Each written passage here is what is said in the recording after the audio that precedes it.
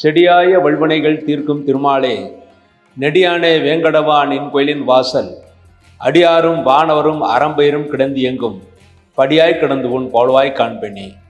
உலகெங்கும் இருக்கின்ற spiritual tax நேயர்களுக்கு என்னுடைய பணிவான வணக்கங்கள். இன்றைய பதிவில் குரு பகவானுடைய அதிசார பயிற்சியை பற்றியும், அந்த நாள் ஏற்படக்கூடிய நிலைமைகளை பற்றியும், அந்த நேரத்தில் ராகுவும் கேதுவும் சனியும் இருக்கின்ற ஸ்தானங்களை பற்றியும் முழுதாக ஒவ்வொரு ராசிக்கும் ஆராய்வோம். வருகின்ற விசுவாச வருஷம் ஐப்பசி மாதம் 1ஆம் தேதி 18/10/2025 சனிக்கிழமை இரவு 7:47 திருக்கணிதப்படி குரு பகவான் மிதுன ராசியிலிருந்து கடக ராசிக்கு உச்ச ராசிக்கு சஞ்சாரம் செய்ய இருக்கிறார். அதன் பிறகு கார்த்திகை 19ஆம் தேதி டிசம்பர் 5/12/2025 வெள்ளிக்கிழமை மாலை 5:25 கடக ராசியிலிருந்து மீண்டும் வக்கரகதியிலே மிதுன ராசிக்கு வருகிறார். ஆக கடக ராசியிலே ஒரு 48 நாட்கள், திருக்கணிதப்படி 48 நாட்கள் கடக ராசியிலே சஞ்சாரம் செய்ய இருக்கிறார். அடுத்து வாக்கிய பஞ்சாங்கப்படி புரட்டாசி மாதம் 22ஆம் தேதி, அதாவது ஒரு 8 நாட்களுக்கு முன்பாகவே புரட்டாசி மாதம் 22ஆம் தேதி 8/10/2025 புதன்கிழமை சூரியோதயாதி 31:54 நாழிகை அளவில் மாலை 6:45 குருவான் மிதுன ராசியிலிருந்து கடகராசிக்கு சஞ்சாரம் செய்கிறார். அதன் பிறகு மார்கழி 7ஆம் தேதி 22/12/2025 ஞாயிற்றுக்கிழமை அதிகாலை 5:54 மீண்டும் கடகராசியிலிருந்து மிதுன ராசிக்கு வருகிறார். இந்த காலகட்டம் 75 நாட்கள். ஆக திருக்கணிதப்படி 48 நாட்கள் குரு பகவான் உச்ச ராசியிலே இருக்கிறார். அதே போல வாக்கிய பஞ்சாங்கப்படி சுமார் 75 நாட்கள் குரு பகவான் இந்த கடகராசிக்கு உச்ச ராசிக்கு செல்கிறார். பொதுவாக ஜோதிட சாஸ்திரம் காலவிதானம் என்ற நூல் என்ன சொல்கிறது என்றால், குரு அதிசாரமாக போனாலும் வக்கரகத்திலே வேறு ராசிக்கு போனாலும் எந்த ராசியில் இருக்கிறாரோ அதன் பலன்தான் கிடைக்கும் என்று கூறப்படுகிறது. இருந்தாலும் பார்வை பலமாக, அதாவது ராசி பலமாக ஸ்தான பலமாக இருக்கின்ற ஸ்தானத்தோட பலனை கொடுப்பார். ஆனால் பார்வை பலமாக அவர் எந்த ராசிக்கு பயிற்சி ஆகிறாரோ அதன் பலனும் சேர்த்து கொடுப்பார் என்றுதான் இருக்கிறது. அதன்படி ஒவ்வொரு ராசிக்கும் என்னென்ன பலன்கள், என்னென்ன பரிகாரங்கள் செய்ய வேண்டும் என்பதை பற்றி முழுமையாக இனி பார்ப்போம்.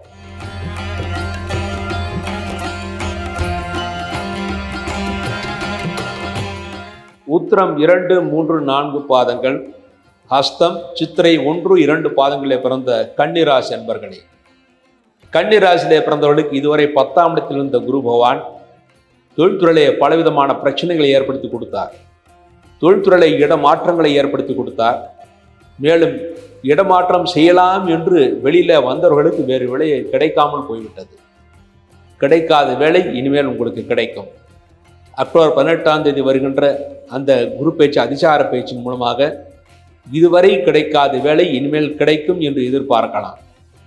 இதுவரை உங்கள் ராசிக்கு சனியுடைய பார்வையிலிருந்து திருஷ்டி மிக அதிகமாக இருந்தது. நீங்கள் எந்த காரியத்தையும் ஒரு காரியம் நடப்பதற்கு முன்பாக வெளியே சொல்லியிருந்தால் அந்த காரியங்கள் நடக்காமல் போயிருக்கும். ஆனால் இனிமேல் இந்த பிரச்சனைகள்லாம் நீங்கும் என்று எதிர்பார்க்கலாம். விரைவில் நீங்கள் நினைத்ததெல்லாம் நடக்கும் என்று எதிர்பார்க்கலாம். உங்கள் ராசிக்கு 7ஆம் இடத்தில் இருந்த சனி பகவானுக்கு குருடைய பார்வை முழுமையாக கிடைக்கிறது. அதன் மூலமாக இதுவரை இந்த திருஷ்டியிலிருந்து விலகி இனிமேல் நல்ல பரிகாரம் கிடைத்து சந்தோஷத்தை அடைவீர்கள். இந்த அதிசார குரு பயிற்சியின் மூலமாக லாபஸ்தானத்தில் குருவான் வருது. நீங்கள் எந்த தொழில் செய்வதாலும் அந்த லாபம், நல்ல லாபம் ஏற்படுத்தி கொடுக்கும். அந்த லாபம் எவ்வளவு வந்தாலும் அதை வைத்து நீங்கள் சுப செலவுகளை செய்யலாம். அந்த லாபம் இவ்வளவு வருகிறது அவ்வளவு வருகிறது என்று நீங்கள் வெளியில் சொன்னால் சனியுடைய பார்வை சிறிது லாபத்தை குறைத்துவிடும். அது வெளியில் சொல்லாமல் நீங்கள் இருங்கள், நல்ல லாபத்தை அடையுங்கள், சந்தோஷத்தை அடையுங்கள், நன்மைகளை பெற முடியும். மேலும் வருகின்ற லாபத்தை வைத்து வீடு மனை வாங்குவதற்காக முயற்சிகள் செய்யலாம். குழந்தைகளுடைய கல்விக்கு ஏற்பாடுகள் செய்யலாம். சகோதர வழியில் இருப்பவர்களுக்கு சகோதரர்களுக்கு உதவிகள் செய்யலாம். சகோதர உதவியின் மூலமாக அவர்களுடைய அனுகூலம் உங்களுக்கு முழுமையாக கிடைக்கும். மேலும் இந்த குரு பேச்சின் மூலமாக குருவான் உங்கள் ராசிக்கு 3ஆம் இடத்தை பார்வையிடுகிறார். ஆகவே தைரியமாக காரியங்களை செய்வீர்கள், அதில் நீங்கள் வெற்றியும் பெறுவீர்கள். உங்கள் ராசிக்கு 5ஆம் இடத்தை குரு பார்வையிடுகிறார். ஆகவே குழந்தைகளுடைய ஆரோக்கியம் நன்றாக இருக்கும். இதுவரை ஆரோக்கிய குறையும் அடைந்த குழந்தைகளுக்கும் இனி நல்ல ஆரோக்கியத்தை ஏற்படுத்தி கொடுக்கும். இந்த குரு பகவான் உங்கள் ராசிக்கு 7ஆம் இடத்தை பார்வையிடுகிறார். இதுவரை 7ஆம் இடத்தில் சனி இருந்து நிறைய சிரமங்களை கொடுத்தார். அதாவது திருமண தடை ஏற்பட்டு கொண்டிருந்தது. இனிமேல் திருமண தடைகள் நீங்கும். மேலும் 7ஆம் இடத்தில் சனி இருப்பதனால் உங்களுக்கோ உங்கள் மனைவிக்கோ மூட்டு வலி, கை வலி, கால் வலி, முதுகுவலி போன்றவை இருந்து கொண்டே இருந்தது. அதற்குரிய மருத்துவம் இனிமேல் கிடைக்கும். அதன் மூலமாக நல்ல ஆரோக்கியத்தை அடைவீர்கள். 6ஆம் இடத்தில் சனி பகவான், ராகு பகவான் இருப்பதனால் பழைய பாக்கிகள் வசூலாகும்.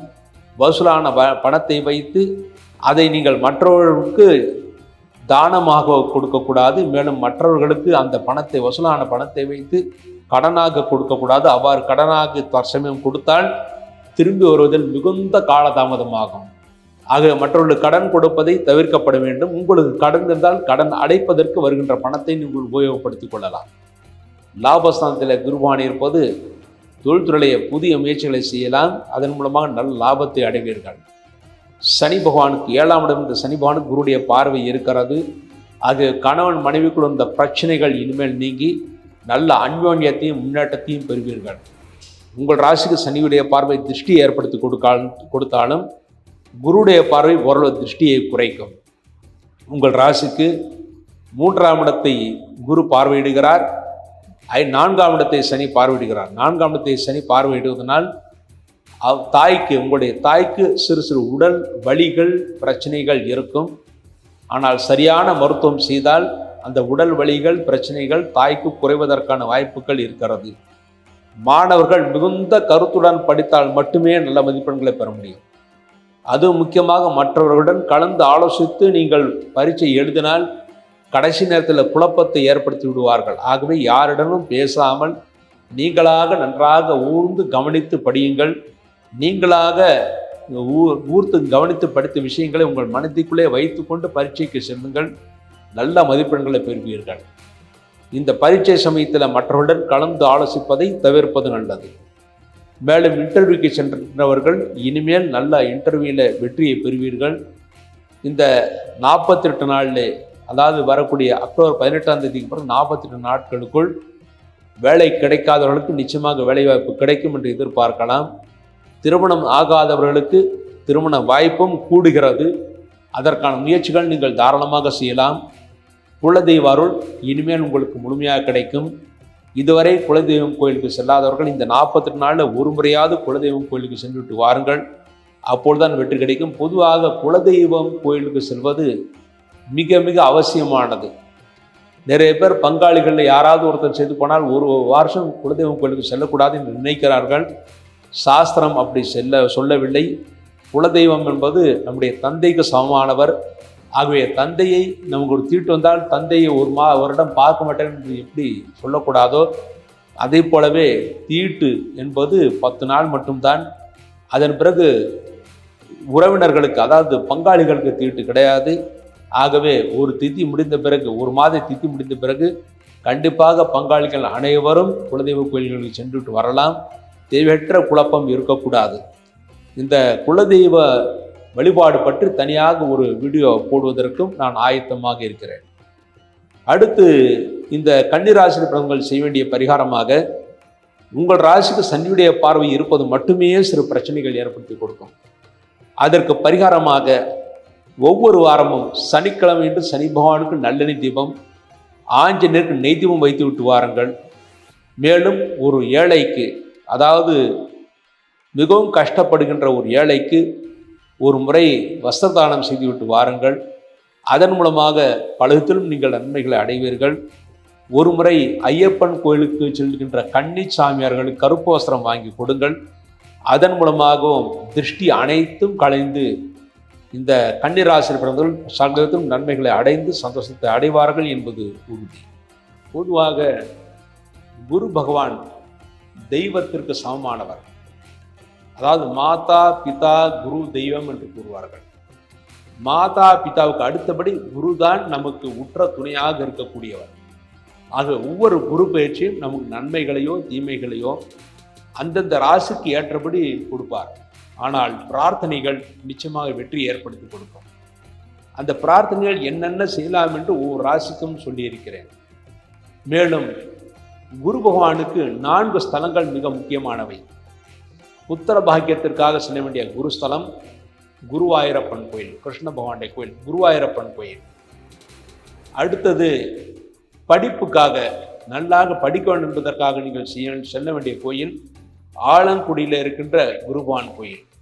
அடுத்து திருமணத்திற்காக நாம் செல்ல வேண்டிய குருபானுடைய கோயில் என்று பார்த்தால் தஞ்சாவூருக்கு அருகிலே திட்டை என்ற ஊர் இருக்கிறது. அங்கே குருபானுக்கு தண்ணி சன்னதி இருக்கிறது. அது திருமணத்திற்கான ஏற்பாட்டை தருகின்ற அந்த குருபான் கோயில். அடுத்து தொழில்துறையை வெற்றி பெறுவதற்காக, தொழில்துறையில எத்தனையோ கோர்ட்டு விஷயங்கள் இருந்தாலும் அதற்கு வெற்றி பெறுவதற்காக நீங்கள் செல்ல வேண்டிய கோயில் திருச்செந்தூர் முருகன் கோயில். ஆக இந்த 4 கோயில்கள் உங்களுக்கு குருபகவானுக்கு அபிமான ஸ்தலங்களாக இருக்கிறது. மேலும் குருபகவானுடைய அபிமான ஸ்தலங்களில் ஒன்று உங்களுடைய குலதெய்வம். எந்த குலதெய்வமாக இருந்தாலும் சரி, அந்த குலதெய்வத்தை வணங்கினாலும் தெய்வ அருள் உங்களுக்கு முழுமையாக கிடைக்கும். அடுத்து குருவாக போற்றப்படுபவர் யார் என்றால் ஆசிரியர். உங்களுக்கு சொல்லிக் கொடுத்த ஆசிரியர், தொழில் சொல்லிக் கொடுத்த ஆசிரியரோ அல்லது உங்களுக்கு படிப்பு சொல்லிக் கொடுத்த ஆசிரியரோ யாராவது ஒருவருக்கு அல்லது வயதாகி அவர்கள் எல்லாரும் இறந்திருந்தால் ஏதாவது ஒரு ஆசிரியருக்கு வியாழக்கிழமை என்று வஸ்திரதானம் செய்ய வேண்டும். இந்த பரிகாரங்களின் மூலமாக குருவுடைய அருள் முழுமையாக கிடைக்கும். பொதுவாக தனத்திற்கு காரகன் குரு, நல்ல வருமானத்திற்கு காரகன் குரு, தெய்வ அருளுக்கு காரகன் குரு.